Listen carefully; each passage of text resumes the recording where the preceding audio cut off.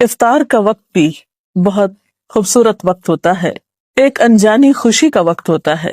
نبی اکرم صلی اللہ علیہ وسلم نے اس کے بارے میں فرمایا، للصائم فرحتان یفرحہما اذا افطر فرح بفطرہ واذا لقی ربہ فرح بصومہ۔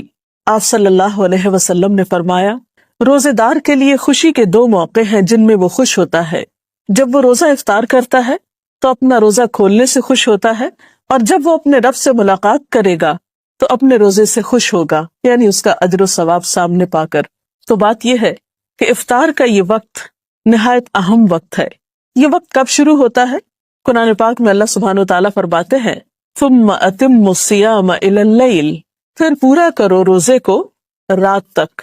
گویا جب رات کا آغاز ہو جائے، رات شروع ہو جائے، سورج غروب ہو جائے تو وہ روزے دار کے روزے افطار کرنے کا وقت ہوتا ہے۔ غروب آفتاب روزہ افطار کرنے کی شرط ہے، اس سے پہلے روزہ افطار نہیں کیا جا سکتا۔ بخاری اور مسلم کی ایک روایت کے مطابق قال رسول اللہ صلی اللہ علیہ وسلم، اذا اقبل اللیل من ہاہنا وادبر النہار من ہاہنا وغربت الشمس فقد افطر الصائم۔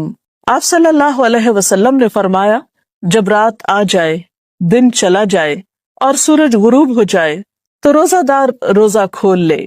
گویا دن کا جانا اور رات کا آنا وہ وقت ہے جب روزہ افطار کیا جاتا ہے۔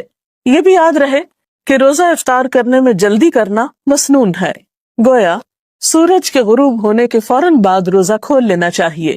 حضرت انس